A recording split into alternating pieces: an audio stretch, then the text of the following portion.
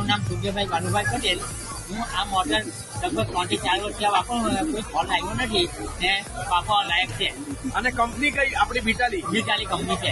અત્યારે આભાર આપો અશોકભાઈ મોરી. હવે અશોકભાઈ મોરી મતલબ ખાસ કામરેજથી વિટાલી કંપની વિશે એમને પૂરી માહિતી છે.